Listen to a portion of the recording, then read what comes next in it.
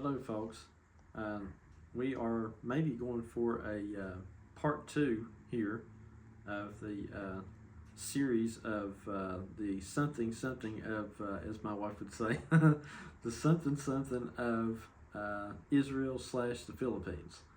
So, anyway, I will start with saying this. Uh, you all remember in the last sermon, if you listen to this, and I assume you've listened to that one, how that I talked about how William Branham told the story about how that the guy could be in a play and he could go behind the curtain and uh, he could come back as another part in a play. So he could play multiple parts in a play. He would go back there, change his outfit, and come back, and then he was somebody else, all in one play. So that's kind of what I want to talk about today. I had talked about the king of Israel slash Philippines. So today I would like to talk about the prophet of the of Israel slash Philippines. So anyway, I hate to say this, but in a way I don't. But I don't know. It's one of them things. But in the last one, I kind of made my case for being king. I would just say this: it's like if somebody else comes along and has a better. Okay, here's the way I would think of it. Just imagine that you were in like medieval times, and the king died, and then somebody, you're trying to figure out who was going to be the next king. And so anyway, there was a lot of people came up, and they all said, well, this is why I think I should be king. I said this in the last sermon. This is why I think I should be king. I've got all this criteria here, and they lay it all out and say, well, I've got this claim to the throne because my bloodline goes through here and this and that, and I'm blah, blah, blah, blah, blah. Okay. So anyway, but a gentlemanly way of doing that would have been, say some guy thought he was going to be the front runner, and thought he had the best claim to the throne, and then say somebody else comes up, and maybe somebody out of nowhere nobody even heard of or whatever, and he comes up and he's like, well, no, I'm the child of this so and so here, and this gives me a more legitimate claim to the throne than you have. If somebody would come up and say that and have a more legitimate claim to things than me, for example, what I was trying to say, then I would, as I said, I would concede. It's just if somebody has a better claim to it than I do, then by all means. But I'm just saying, I don't want to sound all egotistical, but I'm just saying, hey, I've got all this stuff going on, and I at least need to make my claim to it. And if anybody has a better one, fine. But if anybody doesn't, then, well, like I said, maybe it's me. I don't know. But anyway, so let's see. Oh, what was I going to say? Let's see. I was talking about how that, you could come out from behind the curtain and then play multiple parts. So, shoot, what was that? Oh, yeah. Here's the thing. This might seem, okay, a bit of a, what's the word whenever you tell what's going to happen in the story first before it happens, and what's it called? Summarize? No, like your spoiler alert. Okay, bit of a spoiler alert, folks. Here in the last sermon, I was basically claiming how that I might be David. Well, in this sermon, I want to claim how that I might be, because I said that was about the kingship. In this one, it's about the prophetship. So you've got to be prophet and king, basically. Okay, so spoiler alert, I'm going to make my claim to being the prophet in this one. So like I say, if there's somebody else better out here that's got a better claim to it, fine. Okay, but here's my claim. But anyway, it's like this. Somebody, I imagine, could look at this and be like, my gosh, how egotistical could I possibly be? Being on here claiming that I'm the next king of the post-Don Parnell world, and then I'm getting ready to have a sermon on how that I claim my claim to being the prophet of the post-Don Parnell world. Okay, you could say, how egotistical could you possibly be? But let me just say this. Don Parnell himself, and one of the, there was many things I remember from back in the days that he said, but, and you all will remember this, he said that if you read the Bible and you cannot find yourself in there, then read it again. Okay, so basically I'm just saying this. I read it and I found me in there, so I can't help it. I read it, I did just exactly what he said. If anybody wants to say I'm being egotistical, I did just exactly what Don Parnell said, because I read the Bible and I found David in there, and I thought, well, heck, that's me. And then and then I was reading about Elijah, and then I thought, well, that's me. So, maybe you could say that I did not take the interpretation exactly of the way that Don Parnell perhaps meant it, but maybe this is the modern interpretation of how we need to interpret it. Who knows? You could look at it 100 different ways. So anyway, it's like this. I was just happened to think about my astrology, and my astrology chart is my sun sign is Capricorn and my moon sign is Leo. So Leo is the king, Leo the lion, king of the jungle, right? And then Capricorn is the old man sage high up on the mountain. That's what it is. It's kind of like the Moses figure or the prophet, basically. That's what it is. It's wisdom. It's wisdom and kingship is what you have there, basically. A prophet and a king. So I can't help it. I mean, what would I do? I'm just being who I am, and I'm trying to be as reasonable as I can about it, because if anybody has a better claim, then well, good. Okay, whatever. I will support them. Okay, that's how you would be the gentlemanly approach to what we're doing here.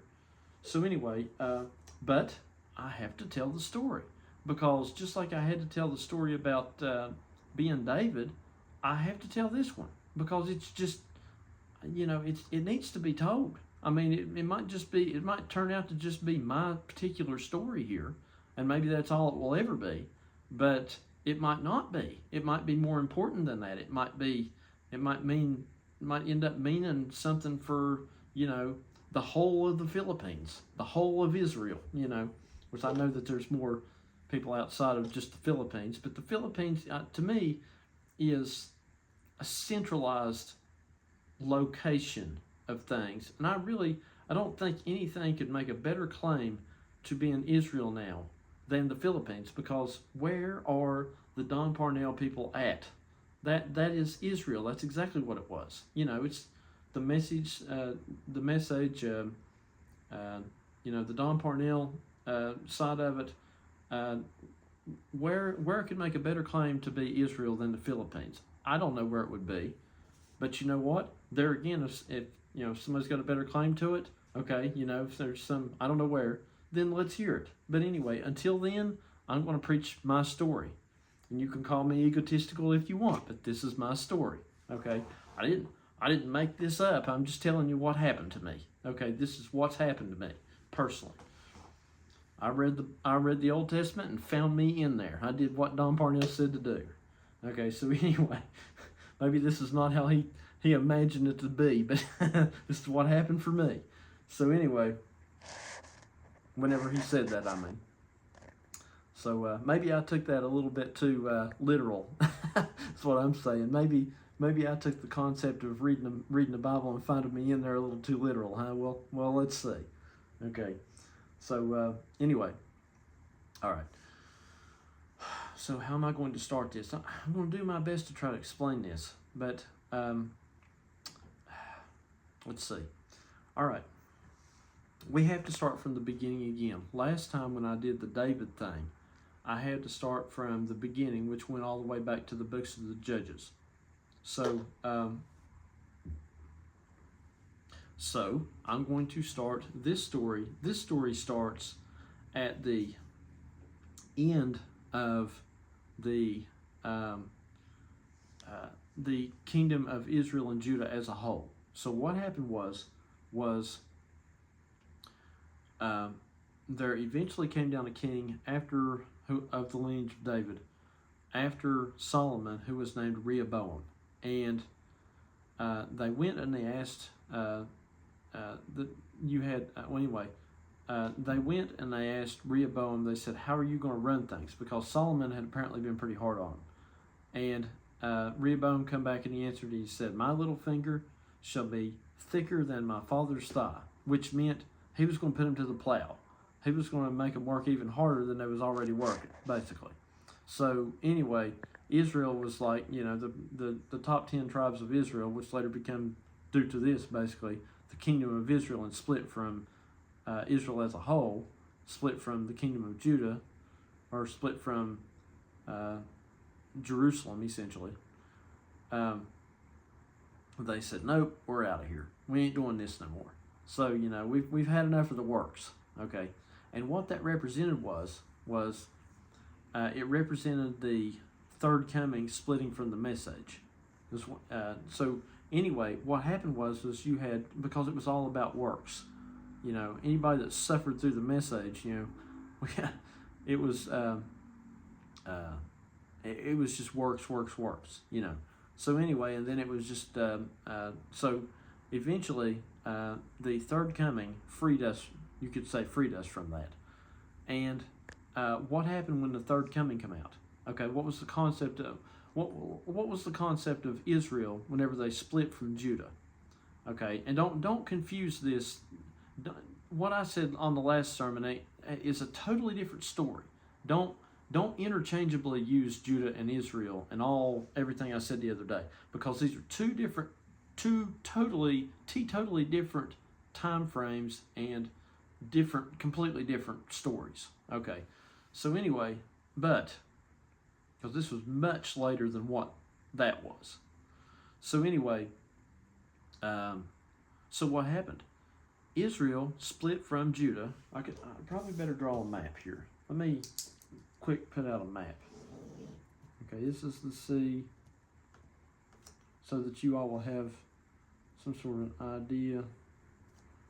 This is going to be somewhat close.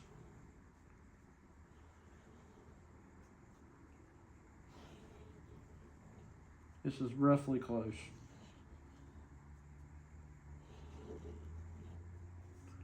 Okay, so anyway, let's just something like this.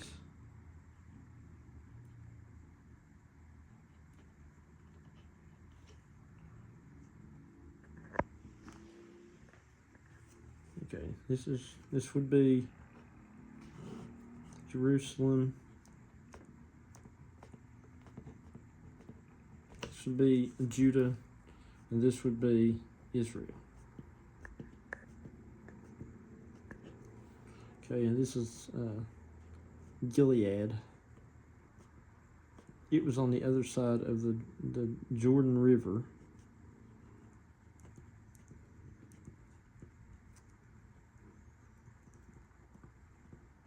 Okay, this is the Jordan River here. It flows down here. I'm not going to label it, but this is the Dead Sea. Okay, so anyway, what happened was Judah and Israel split over works. Okay, so essentially that was the third coming splitting from the message over works. Okay, so anyway, so Israel split from Judah. Okay, but you had the lineage of King David that had ruled in Jerusalem. So Jerusalem was essentially the capital of all of it before it split. Just imagine this line's not here, and then they split, and then behold the line. Okay, so anyway, but they were always, there's like 10 different tribes that make up the northern part of Israel, and Gilead is part of Israel the kingdom of Israel. It's just on the other side of the Jordan River. Okay, so it's just, that's just part of it. It's just that the river runs through there. So it's all one thing, and this is all one thing, basically.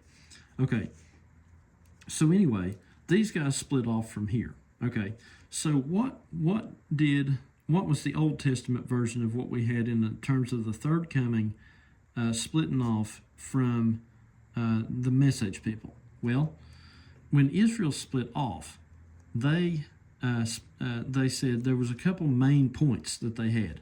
It used to be that you had to worship in Jerusalem. I guess they all made a pilgrimage to Jerusalem, like something like a pilgrimage to Rome or something. They made a pilgrimage to Jerusalem, and they all worshiped there, I guess, like once a year or something. So anyway, I don't know, but anyway, something like that. And so the old idea was you had to worship in Jerusalem, and the second thing was that these are the two big ones that I think of when I think of this.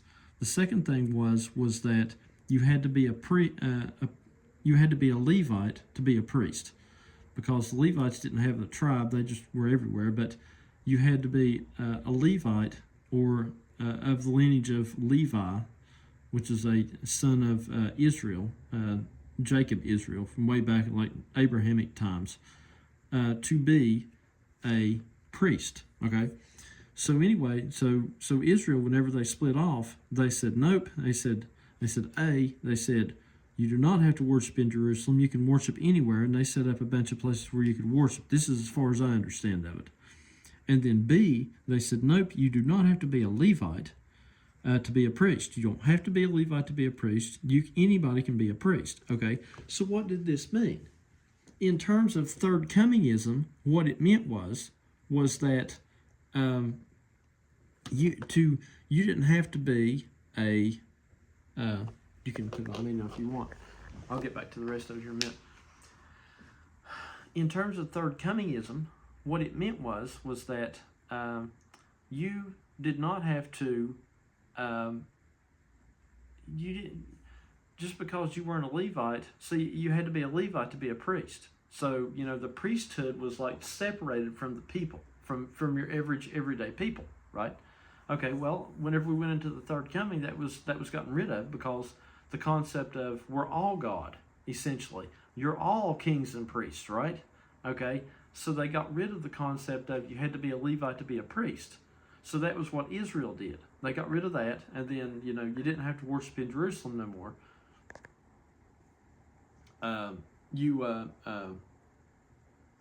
Which meant that probably something to the effect of you don't have to worship in Jeffersonville, Indiana no more, because that's what it was at the time. So anyway, we didn't because we're all Israelites. If you are a Don Parnell person or a Third Coming person, then that made you an Israelite. You split from Judah. Judah was the old message, essentially. And Jerusalem was Jeffersonville, Indiana. That was William Branham's, like the VGR and all that stuff. That was you had to make a pilgrimage, essentially, to Jeffersonville, Indiana, right? Because that's what they did. The message people, they would go to Jeffersonville like once, twice, 3 times a year or whatever, something like that. And so anyway, so they said, we're not making a pilgrimage to Jeffersonville, Indiana anymore. And everybody, you don't have to just be a Levite to be a priest, a Levite, somebody who was pre-approved of the Branhamites or whatever. Everybody could be a priest, because everybody was God, essentially. Everybody was a king and a priest and all these things. We became the average person, because it used to be separated that you had priests and your average people or whatever. And then when Israel split, and we said, well, forget Jeffersonville, Indiana, basically. They said, we're not going to make it to where you got this hierarchy so much of, but it did end up, Israel ended up having its own hierarchy, which so did the Parnell version, the Third Coming version. It still had you still had preachers and congregation, you still had that, but it was different. And that's exactly the way it was in Israel. So anyway, but everybody at that point, you didn't have to be a Levite to be a priest. You were God yourself. You didn't have to be. The pastors were gods, but now you are God. You know, it's you. It's every man. It's not just the pastors or priests and Levites. It was you. So that was the concept of Israel. So that's why that they split from Judah. Okay. So anyway, so what happened next?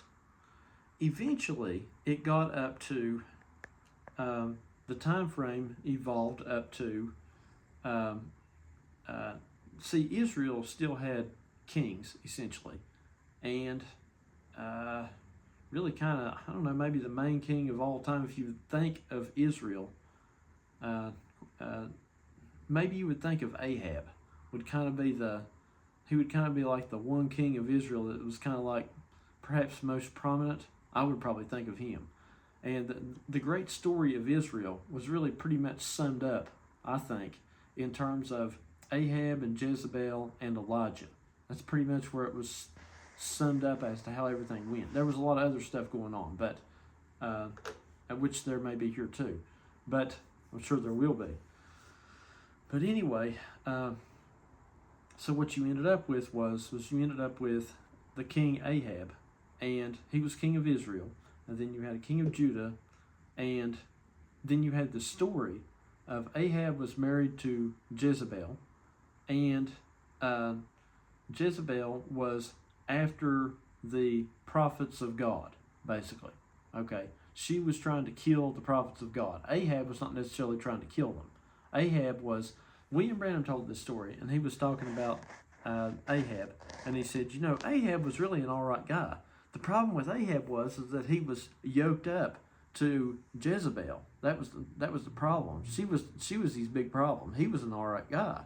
Okay, and he was talking about, I think William Branham was comparing that to, in his day, he compared that to John Kennedy, President John Kennedy being Ahab, and John Kennedy was a Catholic, and he said, you know, the Catholics, said that that was the Jezebel that he was married to. The Jezebel system was the Catholics, right? So, you know, that was in back in the days of denominational Christianity. You know, that's a whole different ballgame what we're dealing with now, because that's not got nothing to do with us. This is not a rag on Catholics, okay? But that was the story at that day, okay? So anyway, but I have to use that to explain this. But so anyway, William Branham he said John Kennedy was Ahab, and he said, you know, John Kennedy's an all right guy. You know, he didn't really have anything against John Kennedy. It was just that, you know, the Jezebel system that he was yoked up with, which was the great whore of that age, you know, the Roman Catholic Church. Okay, so anyway, so that's the way I feel about it here. What you have to understand, like I said, the third coming was the split between Judah and Israel, and then it came out to Ahab and Jezebel and Elijah. Okay, so what did you have? And there was a little bit more to it than that. But what did you have here? What would the Ahab and Jezebel be now? This has already happened. The Ahab, and I've been saying this for years, the Ahab of Israel, King Ahab of Israel, was none other than Don Parnell. Okay, and I would say this. This is the way I think about it. William Branham said that, you know, JFK, he was an okay guy, you know, and like Ahab, he was not really out to try to get anybody necessarily, but it was the system he was yoked up to. That was the problem. The love divine message, the woman message, the love divine woman message that was being preached was none other than Jezebel. Okay, JFK was an okay guy, but he was a part of the Jezebel system, the Roman Catholic Church. So Don Parnell is an okay guy, but it was that message that he was yoked up to. It was that love divine message, that love divine woman message, because what did they say? They preached that all the time there for a while. It was, and this is old now, you know, I'm just explaining, you know, you got to go through it and then you can explain it later on. So that's how it works. But, you know, this is the unveiling of the curtain of everything, of what the stuff that we just went through. For the past, 10 years or roughly, okay? So anyway, but so the love divine message that they preached for the longest time that was the woman aspect of things, the woman concept of things, because that's what it. To put it in, here's the way I would think of it. Just being honest, the message concept was kind of like the traditional concept, and traditionally the man is the head of the household and the woman is subservient, which would make sense because that was the whole message idea, right? Was women should know their place in the church, and and basically with them it was always the man was always right. Okay, it was kind of went back to William Branham's idea on things, but nonetheless, let's just say that they didn't help matters any on that. So the pastors of William Branham. So, but let's just say they probably took his ideas and ran with it. But anyway, and then you get over to the concept of, well, everybody's equal. Everybody was everybody could be a priest. Everybody was a god, and you start getting into the woman aspect of things. It's like suffrage. Everybody should have the right to vote. It was kind of like women's suffrage, really, to some degree, of how everything was done, and suffrage was basically whenever people protested because back in the day they didn't have rights to vote. So only certain people had rights to vote. So women did not have the right to vote to start with. So women got out and protested and eventually gained the right to vote. It was called women's suffrage. That's how it was here. Okay. So anyway, that's kind of the concept of it, and that's how that it all came about. And so anyway, kind of like you had the woman's suffrage concept of the love divine, especially the love divine. The third coming was more like a war about a breakup over works. That was an older thing. But when it got up to the love divine, it got up to kind of like women's suffrage and anyway, it was equal rights, that sort of thing. Equal rights, and the message taken to a bit of an extreme. Okay, because you can take anything to too far of an extreme. And so anyway, that's when, if you go too far on that, then the woman will usurp authority even over the man. So that's basically what happened. It run amok in the Old Testament. It run amok to the point that I'm not saying that it shouldn't be equal to some degree, but I'm just saying that it's definitely a big problem whenever it got to the point that the woman had essentially usurped authority over the man and created the equal opposite problem. Essentially. It's supposed to be the twain or one, right? It's equal rights. But it got so far that the woman was usurping authority over the man. So that was just as bad as everything that come out of, essentially. And that's what happened with things like the Catholic Church was the concept of that in the days of JFK and William Branham, because that was usurping authority over the man in terms of the spiritual sense of things, the spiritual political sense of things in that day. And the love divine was the same. Here again, if I may use the term spirit, that's exactly what it was. But that, like I say, that's not the best term for it. But for lack of better ones right now, it was the same spirit. The love divine was the third coming age great whore, essentially, concept. And so anyway, so what you had was you had Jezebel. Don Parnell was Ahab. Okay, he was king of Israel. Okay, because he was king. He was the prophet. He's the undisputed prophet, right? So Don Parnell, the guy, was all right, but the love divine message was usurping authority, spiritual authority over man. It was self-proclaimed woman message. It was the one who wanted to kill the prophets of God. Not necessarily Don Parnell, but what he was yoked up to in that message, in the love divine message, was after the prophets of God. They were the ones that were, the prophets of God. Okay. So anyway, what did you have? So to continue on with the story here, what you had was, um, you had how the story went down was Jezebel was after all of them. She wanted to cut off all their heads, the prophets of God, because they weren't going along with the love with her message, what she represented. Okay, and you find this all throughout. I could tell other stories. It's the same thing over and over. But anyway, so what you had was you had prophets, the prophets of God, essentially. You had a bunch of them out here that had, because it was Baal worship. Jezebel was trying to get them to do Baal worship. Okay, and Baal worship was that same nature, the woman message nature, the run amok woman message nature. So the love divine message was none other than Baal worship. That's what it was. It was none other than the run amok woman message Baal worship. And it was after everybody who did not support it and wanted to cut off its head or cut off its influence. Because what you do in this age is they don't try to cut your head off. What they do is they get on Facebook if you try to say something about something that they don't like, and they just delete it. It's what's the term for it is brand reputation now, you know. Mm-hmm.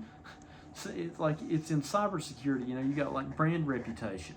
So they were trying to save their reputation of their brand. So what they would do was, if anybody ever had anything to say, you know, called the love divine message out for what it was, being this very thing that I'm talking about here, then what did they do? They just get on there and, well, delete, you know. So if you were on like the page of the third coming people, you know, and, you know, as soon as you said something that said, you know, this is Baal worship, you know, this is, you have nothing, the love divine message is nothing but the run amok woman message Baal worship, you know. As soon as you said that, delete it. Okay, you see. So that was none other than Jezebel cutting their heads off. Okay, so Jezebel was cutting the heads off the prophets by deleting what they had to say on Facebook. Okay, so that's what we've been through. And what happened was there was another story that was about this. It was a whole in with this, and I can't quote it exactly because it's been a while since I read it, but it was something to the effect of this one guy, I think, took and hid like 400 prophets that had not bowed the knee to Baal in a cave or something and kept them fed or whatever. You know, the prophets of God, you know. Okay, so anyway, prophets of God is just that's an Old Testament wordy term for guys in the message. You know, guys in the third coming. Okay, in today's world. Okay, so anyway, you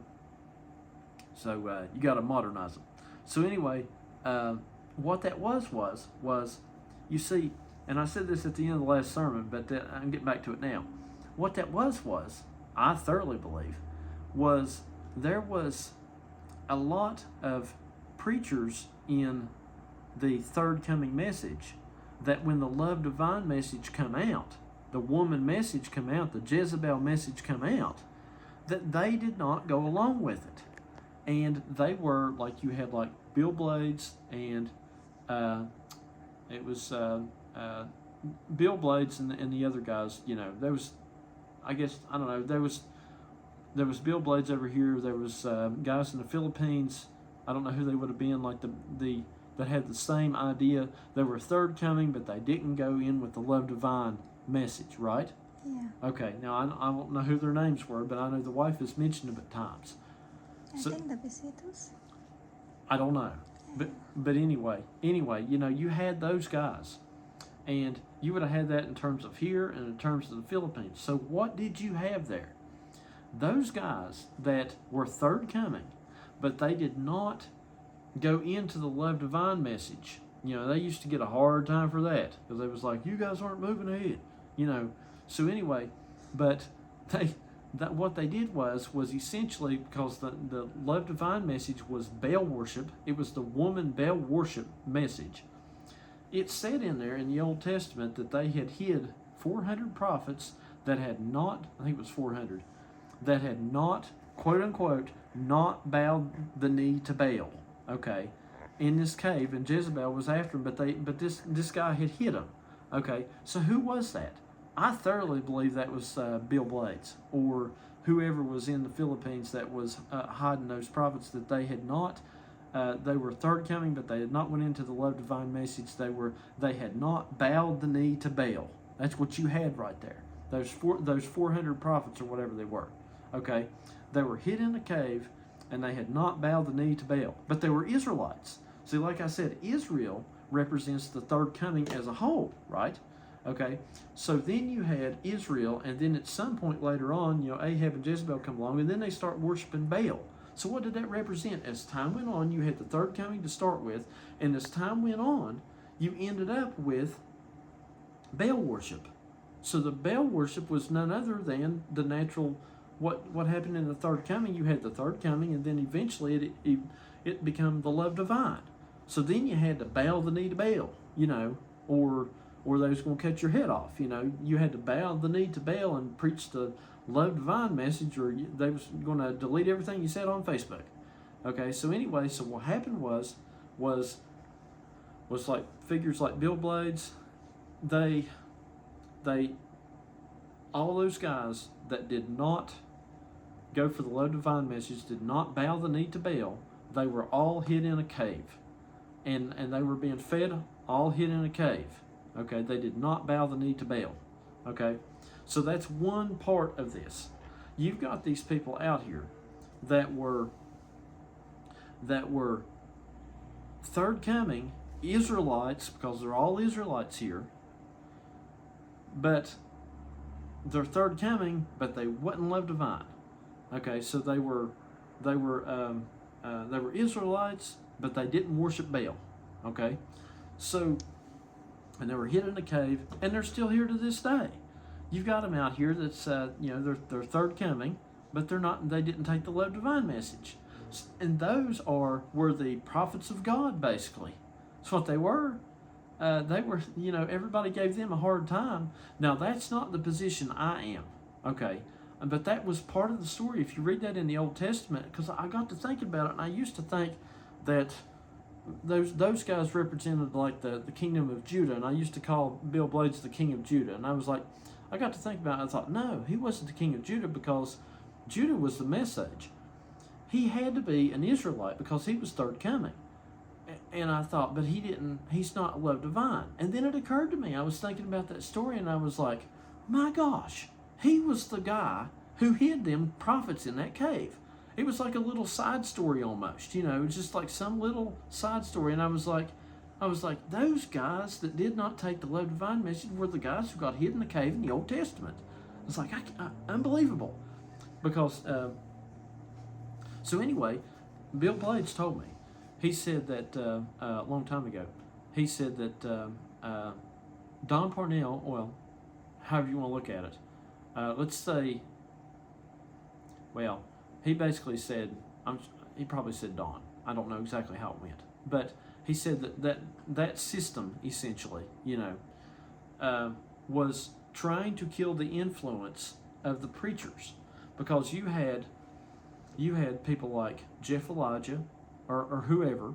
You had, what happened to all these preachers that were in Don Parnell's church? See, I'm doing a little bit of church history here. I'm doing a little bit of third coming church history here to get to where I'm at, because the last time I preached, I did the same thing, because I was there and I seen what was going on. Okay, so anyway, you had all these guys that used to preach in Don Parnell's church, including me.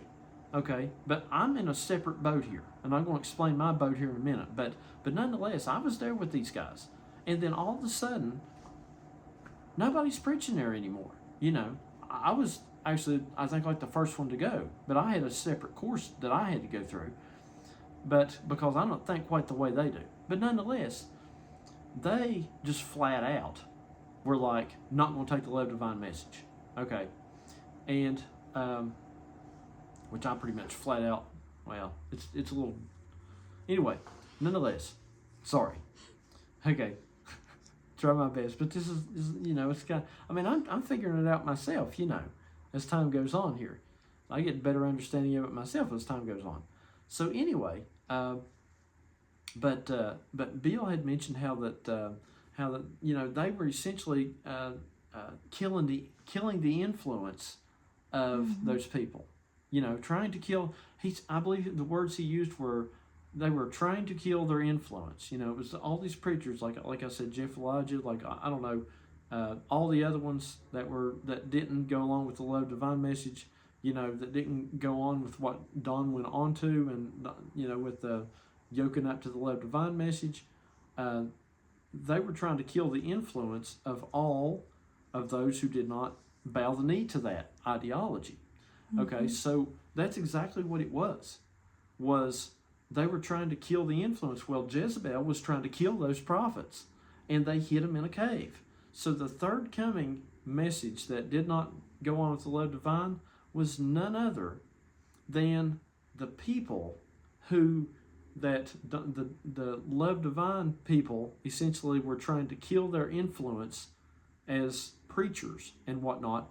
Killing their influence is trying to kill them in Old Testament terms. In Old Testament terms, they were literally would have cut their heads off for not having literally bowed to the knee to Baal. Okay, now it is, don't let them preach, or delete their messages, or do whatever, try to kill their influence. Nobody in the love divine was going to go out here and actually scimitar somebody's head off just because they were a third coming person, right? But they killed them nonetheless. They were killing those prophets nonetheless by not letting them say anything, by trying to hurt their influence, by saying whatever they said about them. Okay, so anyway, that's one side of it. So you had all them. Okay, so you had all those guys. You had Ahab. You had Don Parnell. You had the love divine message that he was yoked up to, which was Jezebel. Okay, so Jezebel was not only after them. Jezebel was after anybody that was not bowing the knee to Baal in Israel. Okay, so you had all those guys. Then you had another, and the way it's set up in the Old Testament is, then you had another kind of story that was separate from all that, but really kind of connected. This guy didn't bow the knee to Baal either, but he had his own kind of story, and that was none other than Elijah, the great Elijah. Okay, probably my favorite figure of all of them. So anyway, and like I said last night, when I was running that circle, we got to get back to another William Branham. Okay, so that means we got to have a modern William Branham. Like I said, we left here and I showed the circle, I drew the circle, how you get back up, and we got to go to another one. Okay, well, that's going to mean that we're going to have another Elijah figure. You've got to have, like I said, you have the King David aspect of it because of all the other things I said about the anointings of Saul and William Branham and all this and that. And then you've got to have, it's got to go back to that anointing of William Branham is none other than another Elijah, because he was Elijah, so you're anointed with that Elijah nature.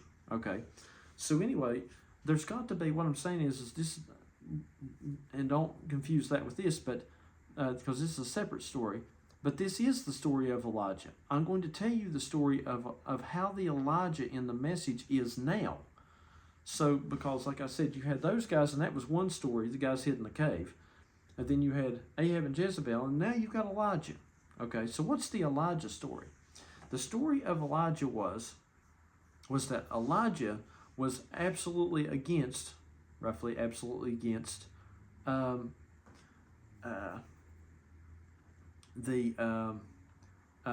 Jezebel. Okay, so, Ahab was an okay guy. But Jezebel was after him. Jezebel was after anybody who was not bowed the knee to Baal. So, and that's the way that I thought about it, was that the love divine message trying to kill the influence of the prophets, I saw that for what it was too, that it was nothing but Baal worship. But my story is different. If I'm Elijah here, my story is different. Okay, than the ones that got hid in the cave. So anyway, what happened was Elijah eventually goes up, and to me, it's probably the greatest story in the whole Bible. My favorite one is the showdown on Mount Carmel, I think it was. And what it was about was and you have to understand this Old Testament stuff. Who knows how this really interprets? But because I'm not saying I'm like looking at it from the old religious perspective, but nonetheless, the story in old terms was that Elijah goes up on this mountain, and the Baal worshippers all go up there, and he says, "Let's have a showdown, and let's find out whose God really is God here. Is it going to be Baal, or is it Jehovah?" Okay, Jehovah meaning essentially the real God of the Israelites, going all the way back to Abraham. Okay, so anyway, but it was the modern incarnation of it, and what that would represent in today's terms would be it was the same God that was William Branham and all the church age messengers and all our forefathers. You know that. Okay, that same truth, that same essential conceptual truth. Okay, so it was the Baal worshippers go up on the mountain. Elijah goes up on the mountain, and they put this altar. They had been in a drought, and they put this altar out, and Elijah challenges them, and he says, "All right, you pray to your God, and I'll pray to mine, and whoever can bring down fire from heaven or whatever, you know, fire can bring fire upon this altar. They dressed a lamb or whatever, and whoever God can bring down fire upon this altar will be God." So the Baal worshippers start off first. So they get out there and they're doing all kinds of stuff, and they're like trying for, I don't know, for days or whatever, I don't know how long, to try to conjure up Baal to bring fire upon the altar, you know, because that was proof of whether they were right or not. And they did everything. I think they cut themselves, they did everything, nothing. Okay, they didn't get nothing. So anyway, Elijah gets up there, and after they finally give it up, Elijah gets up there, and he says, "Pour water on the altar." And they're like, you know, they're in a drought. It hadn't rained in forever. And so anyway, they poured water on the altar. And, you know, why are you pouring water on the altar? I mean, that's going to make it harder for, you know, fire from the God or whatever to burn up the altar, burn up the sacrifice. You know, you don't want to put water on there. And Elijah's like, "Pour water on there," and they poured water on there. He's like, "Pour it on there again." They poured it on there like 3 times or something, as I recall. And so anyway, then Elijah calls into the high heavens and brings down fire on the altar, licks up all the water, and burns up the sacrifice. And then the Baal worshippers are like, "Oh crap," because they were like, "Oh man, that really was the God." And I think Elijah had them all killed or something. Because, you know, they had no leg to stand on at that point, because once they seen that, they were like, you know, they were scared, as we would say here, crapless. So anyway, so that was the story. That was the great showdown on Mount Carmel, I believe it was. Probably my favorite story of all of them. So anyway, and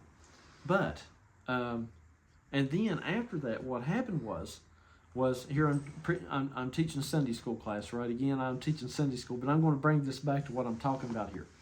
So that's Sunday school class, okay. Then what happened after that was that they were in that drought, and then Elijah and his the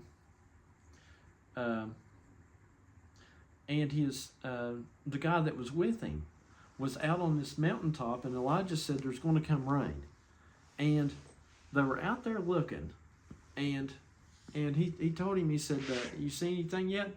And he sent him out to look over the ocean or whatever, and he said, he came back and he said, "No, there's nothing out there, Elijah." And he said, "Go back again."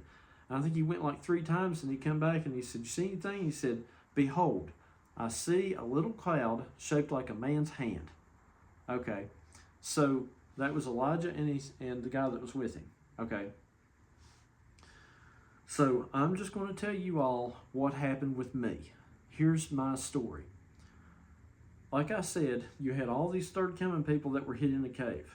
And then you had this other guy who was out here running a different story, and that was Elijah.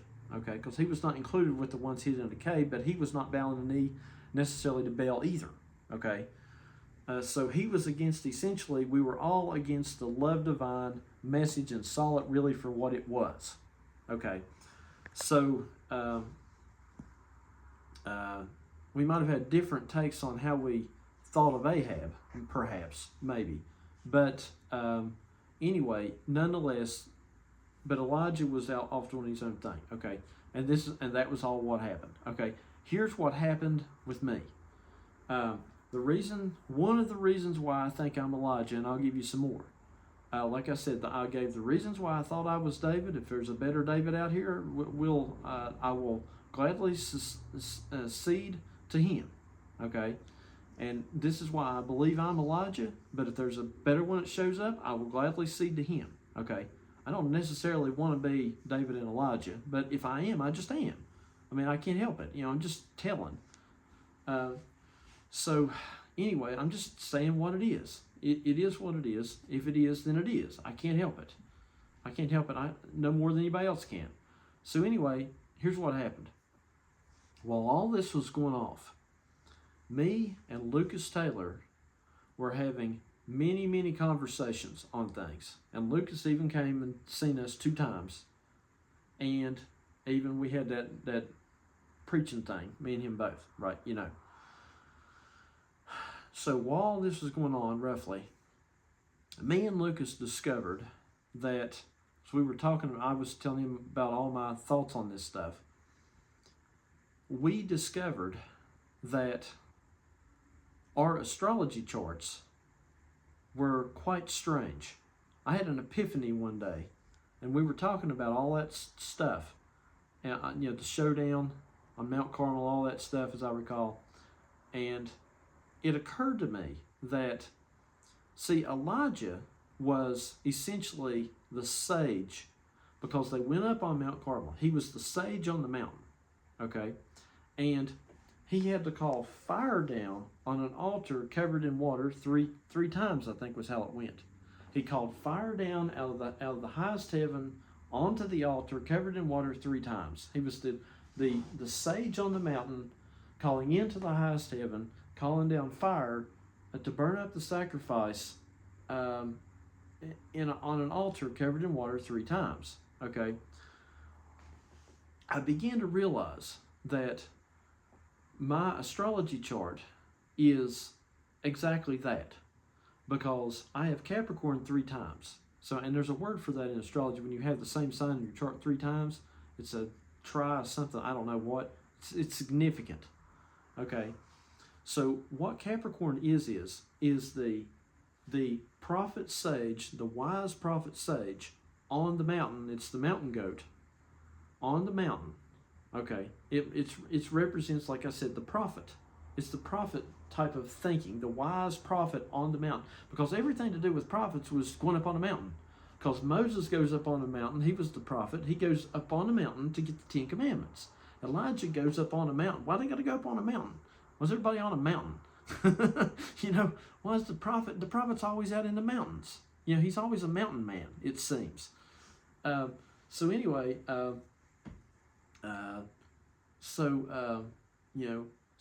Elijah's up on the mountain, okay, and does all this stuff. So he's the prophet sage on the mountain. Well, that's Capricorn. That's the concept of Capricorn, okay. And what does he do? He calls. I couldn't believe it. I got to think about this, and I was like, I called Lucas, and I was like, you're not going to believe this. So anyway, but what did he do? He called into the highest heaven, fire down on an altar covered in water 3 times. The rest of my chart is, I have one air sign, which is Aquarius. Aquarius is the highest heaven. And you've got Libra is the bottom, Gemini is the middle, and Aquarius is the highest one. That's why Aquariuses are basically geniuses. They're genius level thinkers. They really are. Find you an Aquarius and you'll do well, because they're geniuses, really. So anyway, but they represent the highest heaven. Okay, so anyway, so Elijah, the prophet sage, the Capricorn concept, calls into Aquarius. I have Capricorn and then Aquarius, my one air sign. He calls into the highest heaven Aquarius, and brings down fire on an altar covered in water 3 times. Okay, the rest of my chart is mostly fire, and then I have water, like 3 water signs. So the 3 water signs were I had the fire. I think I've got mostly fire, honestly. And the 3 water signs in my chart were the altar covered in water 3 times. So I got to think. I got to think about this, and I was like, I called Lucas, and I was like, "You're not going to believe this." I'm like, my astrology chart seems to be the story of Elijah on Mount Carmel. And so anyway, but the story don't end there, folks. I mean, you could look at that and be like, well, I imagine a lot of people have charts that might work out to something like that. Okay, cool. I thought the same thing.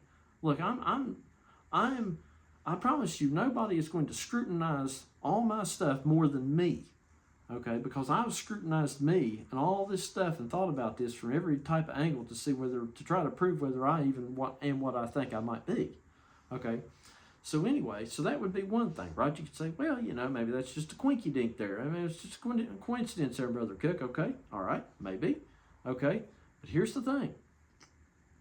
Here's the next part of the story. Remember I said the next part of the story was that Elijah, after that was all over with, and he was against the Baal worshippers. And I have been against this love divine message in terms of that. So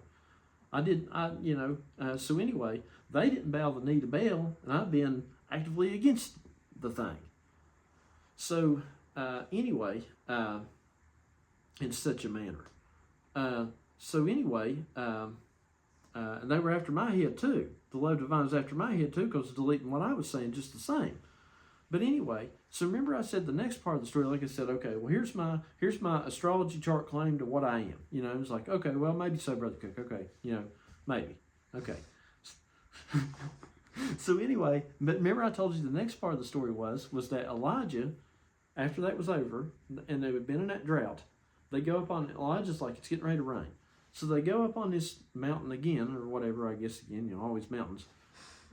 Here I am living in the mountains. Okay, I live in the mountains of West Virginia, covered in mountains, the mountain state, literally called the mountain state. Okay, the whole state's covered in mountains. It's the only state in the whole country that the whole thing's covered in mountains, basically.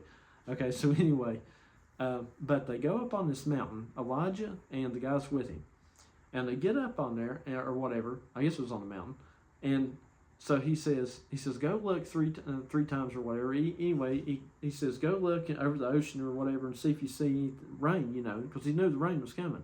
And he came back and he said, no, I don't see anything. He said, go again. No, I don't see anything. And he came back the 3rd time or whatever, and he said, behold, I see a cloud shaped like a man's hand. I tell you, this gives me chills, folks. This really does. By the time me and Lucas figured this out, I thought this was just the most amazing thing. The guy that was with, if I'm Elijah, the guy that was with him was Lucas. It was Lucas. And the crazy thing about it is, remember I said my astrology, he was the guy that was with me.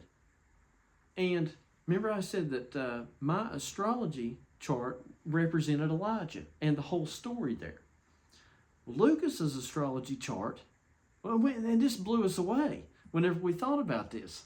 Lucas's astrology chart is not like mine. He has no earth signs at all, no nothing like that. No earth and what is it? I can't remember. What he's got is all 2 things mostly, water and air. Okay, and his astrology, his sun sign was Gemini.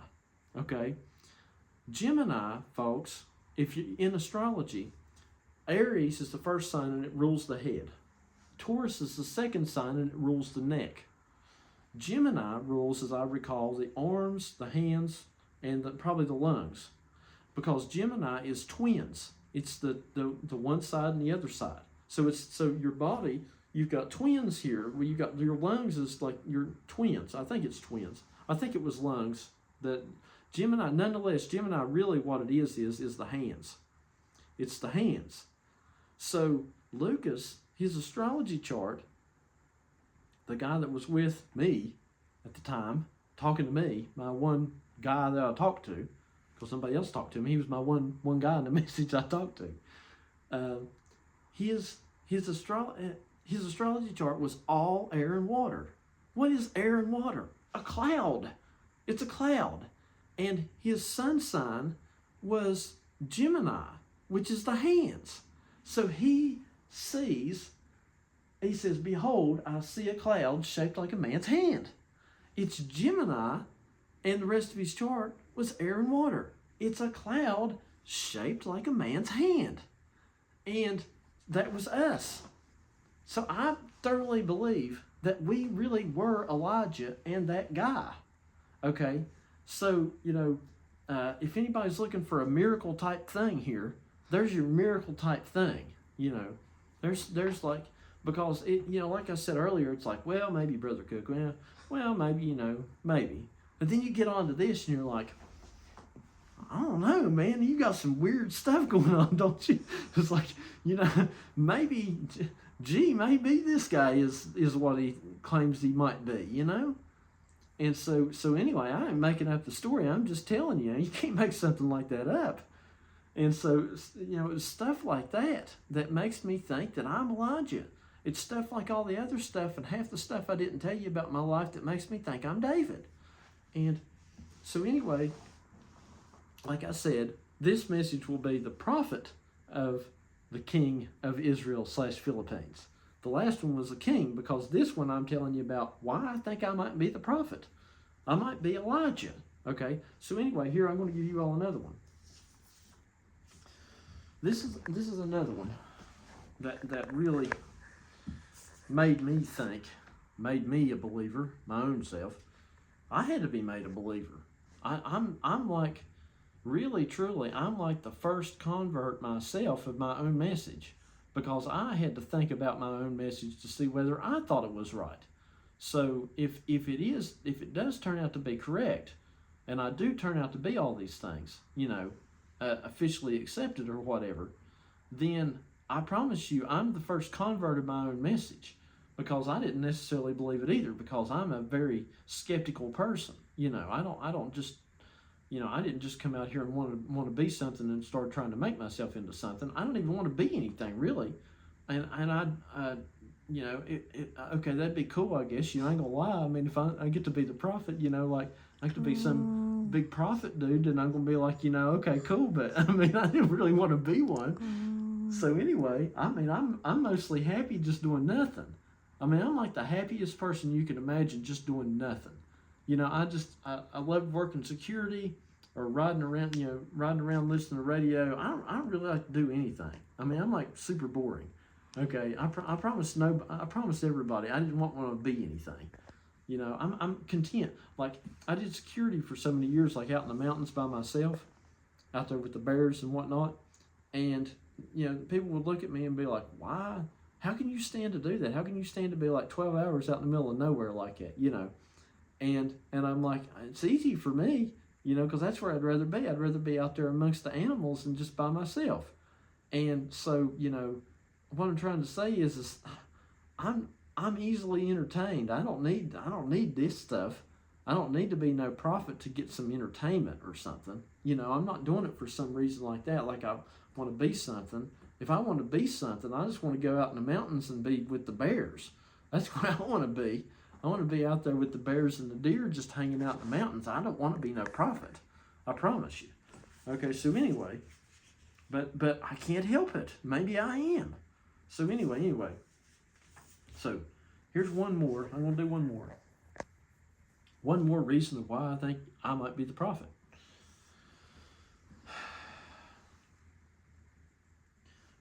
Man, let me get me a drink of water. Okay, folks. Here's another thing that I found that's freaky, for lack of better terms. Okay. Here's another reason why I think I'm Elijah. just being honest. Elijah was called, in the Old Testament, he was called this: Elijah the Tishbite. And I looked that up, and the reason he was called Elijah the Tishbite was because he was from a place called Tishbe, basically. So anyway, Tishbe was supposed to, he was a Gileadite. So he was from, remember I said Gilead was part of Israel, but it was on the other side of the Jordan River. And Tishbe is supposed to be somewhere down in here. Proposed, let's say. Because, who knows, it's probably just ruins now or something. But anyway, they proposed today that it probably was down in here somewhere, about here. Okay, when I looked it up. So anyway, there's a river that cuts off from the Jordan. So here's the Jordan River. And it cuts off and it goes basically over to Tishbe and over in here somewhere. Okay, I can't remember the name of the river. But anyway, something to that effect. Somewhere around Tishbe there, one of the proposed locations for Tishbe. Okay, so anyway, so the Jordan River, this is the Jordan River right here. Okay, so now remember last night on the last one I said the Ohio River is the Jordan River because, see, Ohio, Don Parnell said that the Shawnee Indian term for Ohio meant, Ohio means upper heavens. Ohio, upper heavens. Okay, so it's the river of the upper heavens is the Ohio River. Okay, and so in the church terms, they would always say crossing over Jordan meant that you had basically died and went to heaven. So this is the river of the upper heavens. You died and went to heaven. It's the river of the upper heavens. So it's the same thing. William Branham was baptizing down here, and that's when he was proclaimed Elijah, right here. William Branham. Yeah, over here in Jeffersonville, Indiana, whatever. Okay, William Branham. Okay, so anyway, so this is the Jordan River. The Jordan and the Ohio are the same thing. This is Israel. This is West Virginia, Ohio, Kentucky, and the United States. Okay, so anyway, me and the wife live here in a place called Beckley. So one would have to figure that the east side of the Ohio River is the same as over here. The east side of the Ohio River is Gilead. I always call West Virginia Gilead. There was the term in the Old Testament was the Mount Gilead. The Mount Gilead. Why mountains? Because it was covered in mountains. Over here was covered in mountains. The Mount Gilead. Okay, what is this over here? This is the Appalachian Mountain Range right here. It's covered in mountains. So this is the Mount Gilead. I firmly believe West Virginia is the Mount Gilead. Okay, so anyway, like I said, I was last night I was telling a story about how that I was going down the interstate through here, and there's a river that cuts off here. It's basically the New River, and it flows like this and goes down into North Carolina, Virginia, and North Carolina. Okay, so anyway, and then the road cuts straight and goes basically the same way of the river. Okay, so I got down through here, and I was running this road, and last night I told the story of how that you get down here, and there's this place called Mahan, and it's at mile marker 66, and I said, Mahan. So, the number of man is 666. Okay, so anyway, I come over here, and I did the same thing. I said, well, now here's the Ohio River.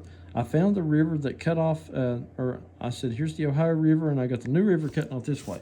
So I found come to the Jordan River. I looked this up, and I said, well, there's this river cutting off this way. And I can't remember the name of the river now, but it cuts off this way and goes into Gilead. And I looked, and I said, right here, somewhere down through this river, there should be a place that has some name like Mahan. Sure enough, I looked it up, and it is Mahan. Mahan. That's one of them things like, holy crap. so I had a holy crap moment there. I was like, what in the world am I getting into here? And so anyway, Mahanaim. So I can figure that I must have been on the right river because there's a couple that cut off, and I was like, I was like, which river exactly is it? And I found Mahan right there, Mahanaim, and I'm like, because that was the river I thought it was, because that was the major one, and I thought, yeah, it's probably it. So anyway, sure enough, Mahan, Mahanaim. Okay, now, here's the rest of the story that I don't believe I ever told anybody. Tishbe, where Elijah was supposed to be from, is roughly over in here. Well, where I live at in Beckley is roughly here. It's like you come down, all you do is you go, if the proposed location is correct, which is, it's probably ruins now, it's been thousands of years, but if it's roughly correct, then I should be in a rough area of Gilead. West Virginia is Gilead. About has to be the Mount Gilead. It's the Appalachian Mountains, and it's east of the Ohio River, the whole thing. And so anyway, Beckley, where I live, is on down the river from Mahan, and Tishbe was apparently roughly in a geographical location somewhere of down the, roughly down the river from Mahanaim. And I'm like, what? Am I the Tishbite? Is it instead of Elijah the Tishbite, is it Brother Cook the Beckleyite? And instead of Elijah the Tishbite having the showdown with the Baal worshiping the Jezebelite Baal worshippers on the mountain, is it Brother Cook having a showdown with the love divine modern Jezebel Baal worshippers in the third coming? I'm just saying, is it? My geographics line up, the message lines up, everything lines up. And that's why I'm telling you all, I think I'm it. Like I said, if somebody else comes along and has a better version of it, I will gladly concede. But it just sure seems to me like I have a pretty good claim to being it. So everything just lines up. It just keeps lining up. And I'm going to leave on this thought here, but I'm going to say it again. And I looked this up a little bit better last night after I had thought about it. But I was talking about how that in the movie The Mummy, I bet a lot of people in the Philippines probably like The Mummy too, right, wifey? Mm. Okay. So The Mummy, it's a very popular movie, right? So anyway, Brendan Fraser, the guy in The Mummy, he goes all through the movie, and they're telling him about this. They're starting to crack open this, there's something out there in this particular place in Egypt to where this, Scorpion King's will come up and all this, that, or whatever, and they were replaying something that had happened in ancient Egypt between the two women and the two guys and all this and that, So I don't know their names. I never catch their names, but the Egyptian names and whatever. So anyway,